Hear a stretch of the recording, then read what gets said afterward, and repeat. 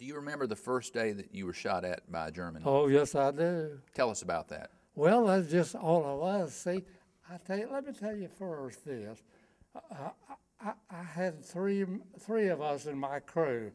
I was a radio operator, a forward observer, and we had a driver. Three of us in my crew, and when we were assigned, we usually were assigned to the infantry.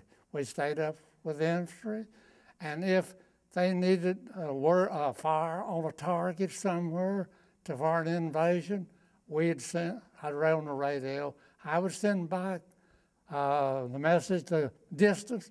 The forward observer would estimate the distance to our guns to the target, and then I would call in on the radio. Mm-hmm.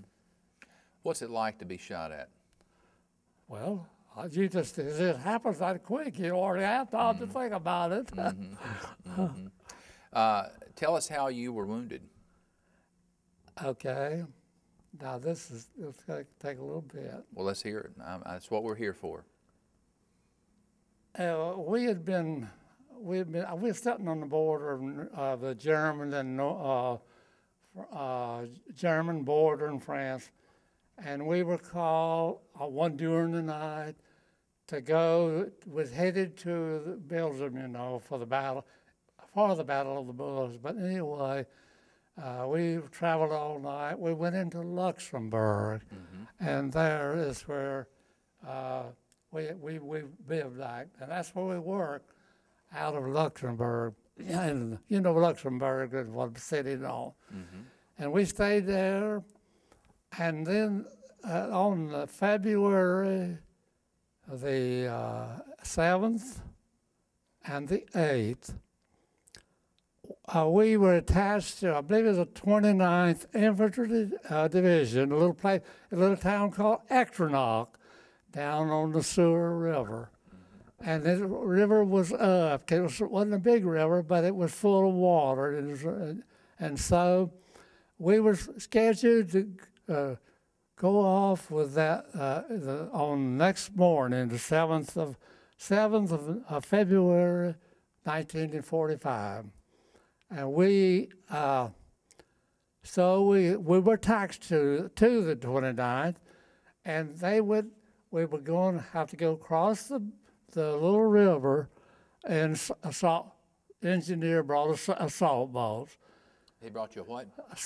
Assault boats. Okay. And so we were attached to the 29th Infantry, and we had to push off. And they went down that morning real early to go across the little river. When we got down there, they missed the landing where the boats were, and so they didn't. And we were, my crew, three of us, we were down on the edge of the river, and there was a German emplacement machine gun right across the river, and they saw us over there, knew we were over there, rather it was dark, and they started firing at us. And so they said, I said, well, we better get out of here, because they're going to hit us if we stay here. So we went back to the building, then decided to go the next morning to go across, to make the assault across the river. Now, here's the thing. When we crossed that little sewer river, we were in Germany territory. That's where they were over there, where we were going, but that's what. So we got up early the next morning, and we went down for the assault boats were, and 6 to a boat, and we 3 was on our boat, and we managed. The river was so swift, but we managed to cross finally with some prayer. We crossed over to the other side. Walking through the water?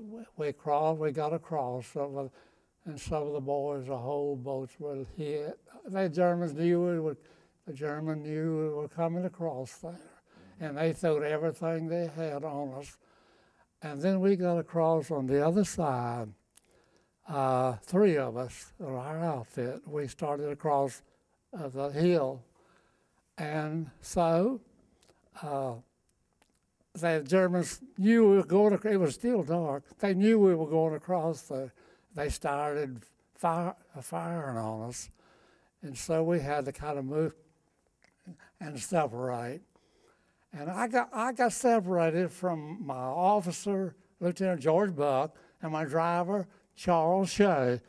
And I got separated from them, and I was on my own. When I went across a little patch of woods, across a creek like, and I was in a patch of something like pines or cedar or whatever.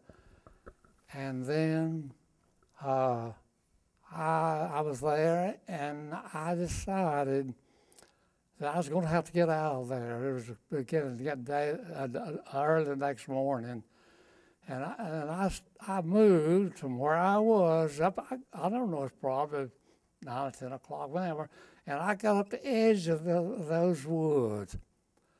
But those Germans were pretty accurate with their weapons. And so I got up there, and while I was sitting there, that German saw me somewhere. They saw me sitting there. But I don't know where. I didn't see them, but they saw me, and they threw mortar shells in on me. And that's when I was hit. The first round hit me, and then I decided I'd better get out of there. And so I